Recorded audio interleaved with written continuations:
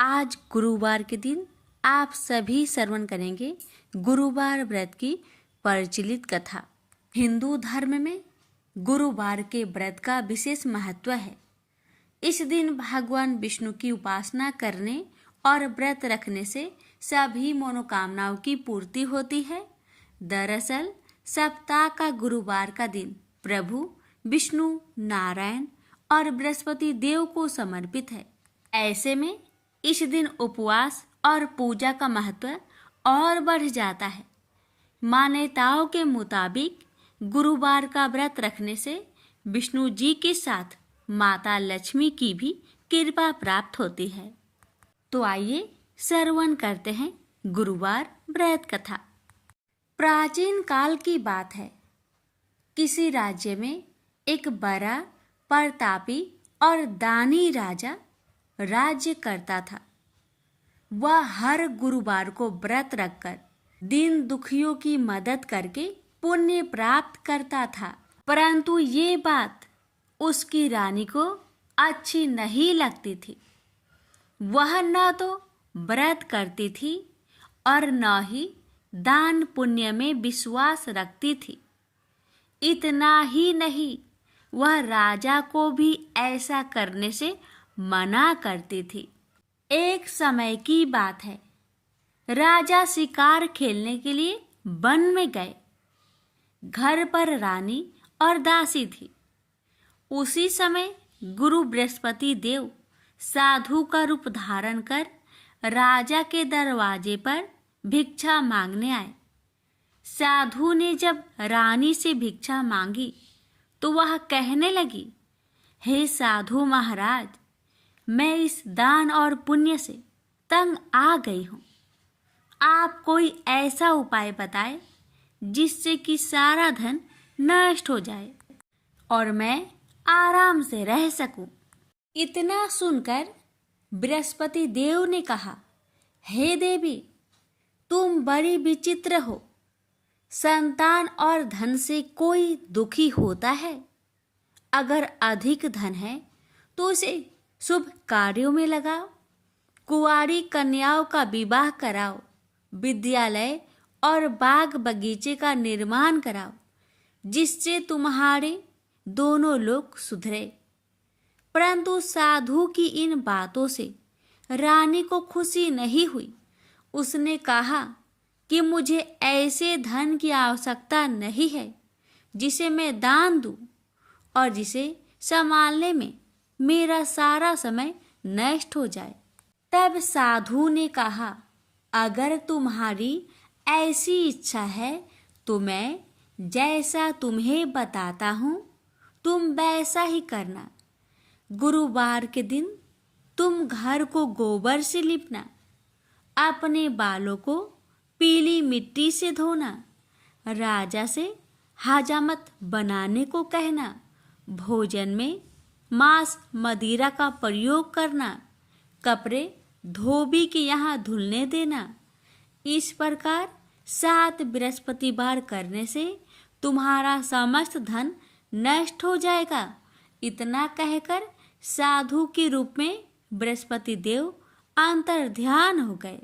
साधु के अनुसार कई बातों को पूरा करते हुए रानी को केवल 3 बृहस्पतिवार ही बीते थे कि उसकी समस्त धन संपत्ति नष्ट हो गई। भोजन के लिए राजा का परिवार तरसने लगा।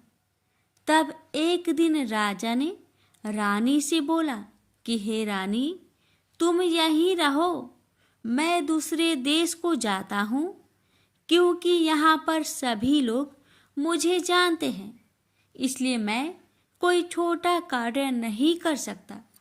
ऐसा कहकर राजा दूसरे देश चला गया। वहाँ वह जंगल से लकड़ी काट कर लाता और शहर में बेचता। इस तरह वह अपना जीवन व्यतीत करने लगा। इधर राजा के परदेश जाते ही रानी और दासी दुखी रहने लगी।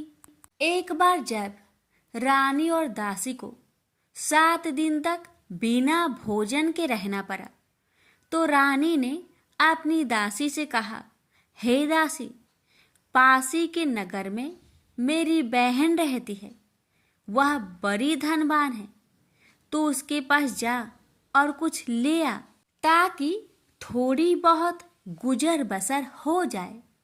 दासी रानी की बहन के पास गई। उस दिन गुरुवार था और रानी की बहन उस समय बृहस्पतिवार व्रत की कथा सुन रही थी। दासी ने रानी की बहन को अपनी रानी का संदेश दिया, लेकिन रानी की बड़ी बहन ने कोई उत्तर नहीं दिया।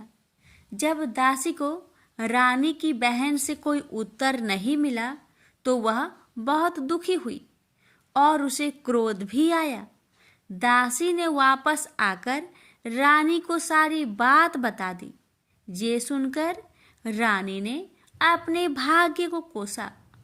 उधर रानी की बहन ने सोचा कि मेरी बहन की दासी आई थी, परंतु मैं उससे नहीं बोली, इससे वह बहुत दुखी हुई होगी। कथा सुनकर और पूजा समाप्त करके वह अपनी बहन के घर आई और कहने लगी, हे बहन, मैं बृहस्पतिवार का व्रत कर रही थी।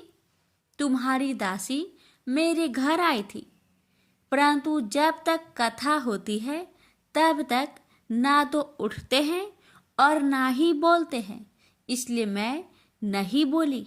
बताओ दासी, क्यों आई थी? रानी बोली, बहन, तुमसे क्या छिपाऊं? हमारे घर में खाने तक को अनाज नहीं था। ऐसा कहते कहते रानी की आंखें भर आई। उसने दासी समेत पिछले 7 दिनों से भूखे रहने तक की बात अपनी बहन को विस्तार पूर्वक सुना दी। रानी की बहन बोली, देखो बहन, भगवान बृहस्पति देव सबकी मनोकामना को पूर्ण करते हैं। देखो, शायद तुम्हारे घर में अनाज रखा हो। पहले तो रानी को विश्वास नहीं हुआ, पर बहन के आग्रह करने पर उसने अपनी दासी को अंदर भेजा, तो उसे सचमुच अनाज से भरा एक घड़ा मिल गया। यह देखकर दासी को बड़ी हैरानी हुई। दासी रानी से कहने लगी, हे रानी, जब हमको भोजन नहीं मिलता तो हम व्रत ही तो करते हैं, इसलिए क्यों न इनसे व्रत और कथा की विधि पूछ ली जाए, ताकि हम भी व्रत कर सके। तब रानी ने अपनी बहन से बृहस्पतिवार व्रत के बारे में पूछा। उसकी बहन ने बताया, बृहस्पतिवार के व्रत में चने की दाल और मुनक्का से विष्णु भगवान का केले के जड़ में पूजन करे तथा दीपक जलाए, व्रत कथा सुने और पीला भोजन ही करे। इससे बृहस्पति देव प्रसन्न होते हैं। व्रत और पूजन विधि बताकर रानी की बहन अपने घर लौट आई। 7 दिन के बाद जब गुरुवार आया तो रानी और दासी ने व्रत रखा। घुड़सार में जाकर चना और गुड़ लेकर आई। फिर उससे केले की जड़ तथा विष्णु भगवान का पूजन किया। अब पीला भोजन कहाँ से आए? इस बात को लेकर दोनों बहुत दुखी थे। चूंकि उन्होंने व्रत रखा था, इसलिए बृहस्पति देव उनसे प्रसन्न थे। इसलिए वे एक साधारण व्यक्ति का रूप धारण कर 2 थालों में सुंदर पीला भोजन दासी को दे गए। भोजन पाकर दासी प्रसन्न हुई और फिर रानी के साथ मिलकर भोजन ग्रहण किया। उसके बाद वे सभी गुरुवार को व्रत और पूजन करने लगी। बृहस्पति भगवान की कृपा से उनके पास फिर से धन संपत्ति आ गई, परंतु रानी फिर से पहले की तरह आलस्य करने लगी। तब दासी बोली, देखो रानी, तुम पहले भी इस प्रकार आलस्य करती थी। तुम्हें धन रखने में कष्ट होता था, इस कारण सभी धन नष्ट हो गया, और अब जब भगवान बृहस्पति की कृपा से धन मिला है तो तुम्हें फिर से आलस्य होता है। रानी को समझाते हुए दासी कहती है कि बड़ी मुसीबतों के बाद हमने यह धन पाया है, इसलिए हमें दान पुण्य करना चाहिए, भूखे मनुष्य को भोजन कराना चाहिए और धन को शुभ कार्य में खर्च करना चाहिए, जिससे तुम्हारे कुल का यश बढ़ेगा, स्वर्ग की प्राप्ति होगी और पितृ प्रसन्न होंगे। दासी की बात मानकर रानी अपना धन शुभ कार्य में खर्च करने लगी, जिससे पूरे नगर में उसका यश फैलने लगा। बृहस्पतिवार व्रत कथा के बाद श्रद्धा के साथ आरती की जानी चाहिए। इसके बाद प्रसाद बांटकर उसे ग्रहण करना चाहिए। एक दिन राजा दुखी होकर जंगल में एक पेड़ के नीचे आसन जमाकर बैठ गया। वह अपनी दशा को याद करके व्याकुल होने लगा। बृहस्पतिवार का दिन था। एकाएक उसने देखा कि निर्जन वन में एक साधु प्रकट हुए। वह साधु भेष में स्वयं बृहस्पति देवता थे।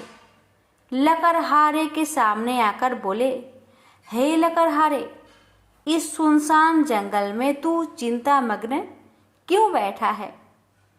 लकड़हारे ने दोनों हाथ जोड़कर प्रणाम किया और उत्तर दिया, महात्मा जी, आप सब कुछ जानते हैं, मैं क्या कहूँ? यह कहकर रोने लगा और साधु को अपनी आत्मकथा सुनाई।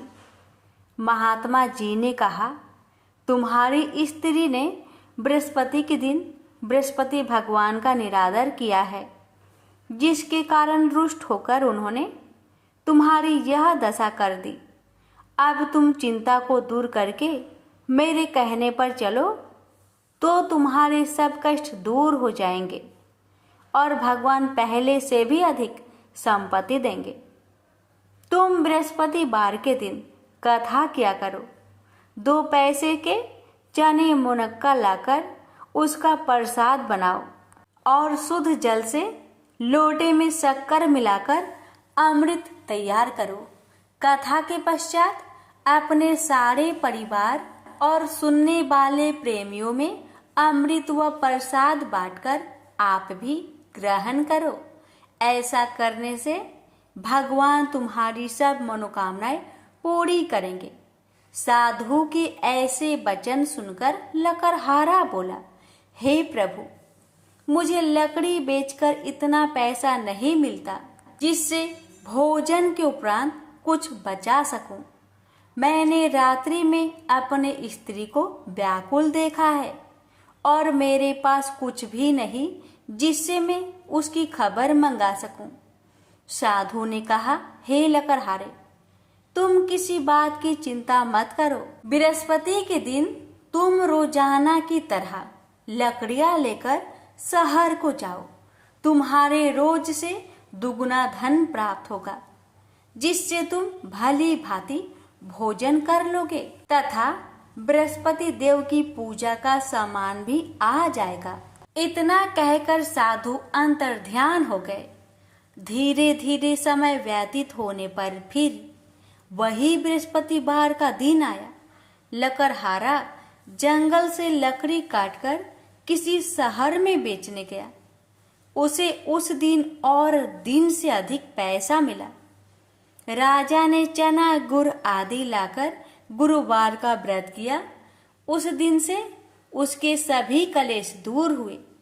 परंतु जब दोबारा गुरुवार का दिन आया तो बृहस्पतिवार का व्रत करना भूल गया। इस कारण बृहस्पति भगवान नाराज हो गए। उस दिन उस नगर के राजा ने विशाल यज्ञ का आयोजन किया तथा शहर में यह घोषणा करा दी कि कोई भी मनुष्य अपने घर में भोजन न बनावे, न आग जलावे। समस्त जनता मेरे यहाँ भोजन करने आवे। इस आज्ञा को जो न मानेगा उसे फांसी की सजा दी जाएगी। इस तरह की घोषणा संपूर्ण नगर में करवा दी गई। राजा की आज्ञा अनुसार शहर के सभी लोग भोजन करने गए, लेकिन लकड़हारा कुछ देर से पहुंचा, इसलिए राजा उसको अपने साथ घर लिवा ले गए और ले जाकर भोजन करा रहे थे। तो रानी की दृष्टि उस खूंटी पर पड़ी जिस पर उसका हार लटका हुआ था। वह वहां पर दिखाई नहीं दिया। रानी ने निश्चय किया कि मेरा हार इस मनुष्य ने चुरा लिया है। उसी समय सिपाहियों को बुलवाकर उसको कारागार में डलवा दिया। जब लकड़हारा कारागार में पड़ गया और बहुत दुखी होकर विचार करने लगा कि ना जाने कौन से पूर्व जन्म के कर्म से मुझे यह दुख प्राप्त हुआ है, और उसी साधु को याद करने लगा जो कि जंगल में मिला था। उसी समय तत्काल बृहस्पति देव साधु के रूप में प्रकट हुए और उसकी दशा को देखकर कहने लगे, अरे मूर्ख, तूने बृहस्पति देव की कथा नहीं करी, इस कारण तुझे दुख प्राप्त हुआ है। अब चिंता मत कर, बृहस्पतिवार के दिन कारागार के दरवाजे पर 4 पैसे पड़े मिलेंगे। उनसे तू बृहस्पति देव की पूजा करना, तेरे सभी कष्ट दूर हो जाएंगे। बृहस्पति के दिन उसे 4 पैसे मिले। लकड़हारे ने कथा कही। उसे रात्रि को बृहस्पति देव ने उस नगर के राजा को सपने में कहा, हे राजा, तुमने जिस आदमी को कारागार में बंद किया है वह निर्दोष है, वह राजा है, उसे छोड़ देना। रानी का हार उसी खूंटी पर लटका है। अगर तू ऐसा नहीं करेगा तो मैं तेरे राज्य को नष्ट कर दूंगा। इस तरह रात्रि के सपनों को देखकर राजा प्रातः काल उठा और खूंटी पर हार देखकर लकड़हारे को बुलाकर क्षमा मांगी तथा लकड़हारे को योग सुंदर वस्त्र आभूषण देकर विदा कर दिया। बृहस्पति देव की आज्ञा अनुसार लकड़हारा अपने नगर को चल दिया। राजा जब अपने नगर के निकट पहुंचा तो उसे बड़ा आश्चर्य हुआ। नगर में पहले से अधिक बाग, तालाब, कुएं तथा बहुत सी धर्मशाला, मंदिर आदि बन गई है। राजा ने पूछा, यह किसका बाग और धर्मशाला है? तब नगर के सब लोग कहने लगे, यह सब रानी और बांदी की है। तो राजा को आश्चर्य हुआ और गुस्सा भी आया। जब रानी ने यह खबर सुनी कि राजा आ रहे हैं तो उन्होंने बांदी से कहा कि हे दासी, देख, राजा हमको कितनी बुरी हालत में छोड़ गए थे। हमारी ऐसी हालत देखकर वह लौट न जाए, इसलिए तू दरवाजे पर खड़ी हो जा। आज्ञा अनुसार दासी दरवाजे पर खड़ी हो गई। राजा आए तो उन्हें अपने साथ लिवा लाई। तब राजा ने क्रोध करके अपनी रानी से पूछा कि यह धन तुम्हें कैसे प्राप्त हुआ? तब उन्होंने कहा, हमें यह सब धन बृहस्पति देव के इस व्रत के प्रभाव से प्राप्त हुआ है। राजा ने निश्चय किया कि 7 रोज बाद तो सभी बृहस्पति देव का पूजन करते हैं, परंतु मैं प्रतिदिन दिन में 3 बार कहानी तथा रोज व्रत किया करूंगा। अब हर समय राजा ने दुपट्टे में चने की दाल बांधी रहती तथा दिन में 3 बार कहानी कहता। एक रोज राजा ने विचार किया कि चलो अपनी बहन के यहाँ हो आवे। इस तरह निश्चय कर राजा घोड़े पर सवार हो अपनी बहन के यहाँ को चलने लगा। मार्ग में उसने देखा कि कुछ आदमी एक मुर्दे को लिए जा रहे हैं। उन्हें रोककर राजा कहने लगा, अरे भाइयों, मेरी बृहस्पति देव की कथा सुन लो। वे बोले, लो, हमारा तो आदमी मर गया है, इसको अपनी कथा की परी है। परंतु कुछ आदमी बोले, अच्छा कहो, हम तुम्हारी कथा भी सुनेंगे। राजा ने दाल निकाली और जब कथा आधी हुई थी कि मुर्दा हिलने लग गया, और जब कथा समाप्त हो गई तो राम राम करके मनुष्य उठकर खड़ा हो गया। आगे मार्ग में उसे एक किसान खेत में हल चलाता मिला। राजा ने उसे देख और उससे बोले, अरे भैया, तुम मेरी बृहस्पतिवार की कथा सुन लो। किसान बोला, जब तक मैं तेरी कथा सुनूंगा तब तक 4 हरैया जोत लूंगा। जा अपनी कथा किसी और को सुनाना। इस तरह राजा आगे चलने लगा। राजा के हंसते ही बैल पछाड़ खाकर गिर गए तथा किसान के पेट में बड़ी जोर का दर्द होने लगा। उस समय उसकी माँ रोटी लेकर आई। उसने जब यह देखा तो अपने पुत्र से सब हाल पूछा और बेटे ने भी सभी हाल कह दिया। तो बुढ़िया दौड़ी दौड़ी उस घोड़ सवार के पास गई और उससे बोली कि मैं तेरी कथा सुनूंगी, तू अपनी कथा मेरे खेत पर चलकर ही कहना। राजा ने बुढ़िया के खेत पर जाकर कथा कही। इसके सुनते ही वह बैल उठ खड़ा हुई तथा किसान के पेट का दर्द भी बंद हो गया। राजा अपनी बहन के घर पहुंचा। बहन ने भाई की खूब मेहमानी की। दूसरे रोज प्रातःकाल राजा जागा तो वह देखने लगा कि सब लोग भोजन कर रहे हैं। राजा ने अपनी बहन से कहा, ऐसा कोई मनुष्य है जिसने भोजन नहीं किया हो? मेरी बृहस्पतिवार की कथा सुन ले। बहन बोली, हे भैया, यह देश ऐसा ही है कि पहले यहाँ लोग भोजन करते हैं, बाद में अन्य काम करते हैं। अगर कोई पड़ोस में हो तो देख आऊं। वह ऐसा कहकर देखने चली गई, परंतु उसे कोई ऐसा व्यक्ति नहीं मिला जिसने भोजन न किया हो। अतः वह एक कुम्हार के घर गई जिसका लड़का बीमार था। उसे मालूम हुआ कि उनके यहाँ 3 रोज से किसी ने भोजन नहीं किया है। रानी ने अपने भाई की कथा सुनने के लिए कुम्हार से कहा। वह तैयार हो गया। राजा ने जाकर बृहस्पतिवार की कथा कही, जिसको सुनकर उसका लड़का ठीक हो गया। अब तो राजा की प्रशंसा होने लगी। एक रोज राजा ने अपनी बहन से कहा कि हे बहन, हम अपने घर को जाएंगे, तुम भी तैयार हो जाओ। राजा की बहन ने अपनी सास से कहा। सास ने कहा, हाँ चली जा, परंतु अपने लड़कों को मत ले जाना, क्योंकि तेरे भाई के कोई औलाद नहीं है। बहन ने अपने भैया से कहा, हे भैया, मैं तो चलूंगी पर कोई बालक नहीं जाएगा। राजा बोला, जब कोई बालक नहीं चलेगा तब तुम ही क्या करोगी? बड़े दुखी मन से राजा अपने नगर को लौट आया।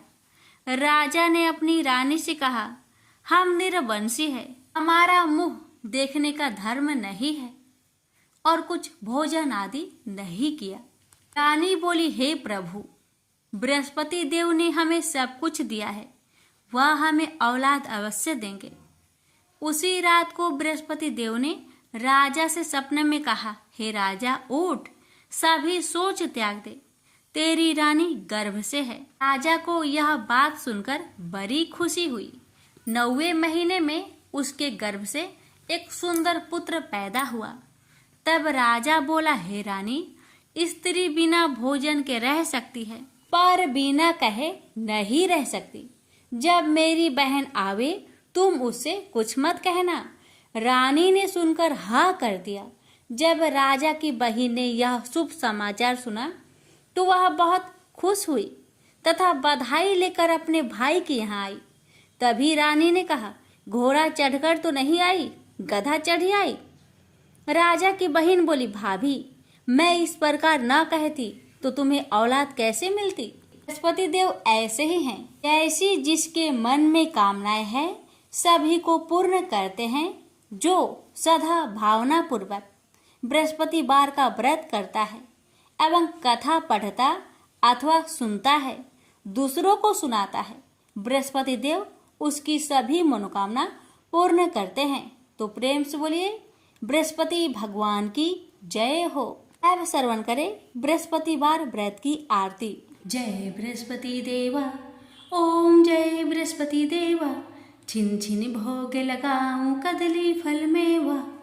ओम जय बृहस्पति देवा, जय बृहस्पति देवा, तुम पूर्ण परमात्मा, तुम अंतर्यामी, जगत पिता जगदीश्वर, तुम सबके स्वामी। ओम जय बृहस्पति देवा, जय बृहस्पति देवा, चरणामृत निज निर्मल, सब पातक हरता, सकल मनोरथ दायक, कृपा करो भरता। ओम जय बृहस्पति देवा, जय बृहस्पति देवा, तन मन धन अर्पण कर, जो जन शरण परे, प्रभु प्रकट तब होकर, आकर द्वार खरे। ओम जय बृहस्पति देवा, जय बृहस्पति देवा, दीन दयाल दयानिधि, भक्तन हितकारी, पाप दोष सब हरता, भव बंधन हारी। ओम जय बृहस्पति देवा, जय बृहस्पति देवा, सकल मनोरथे दायके, सब संचय हारो, विषय विकार मिटाओ, संतन सुखकारी। ओम जय बृहस्पति देवा, जय बृहस्पति देवा, जो कोई आरती तेरी प्रेम सहित गावे, जेठानंद आनंद कर, सो निश्चय पावे। ओम जय बृहस्पति देवा, जय बृहस्पति देवा, प्रेम से बोलिए बृहस्पति भगवान की जय।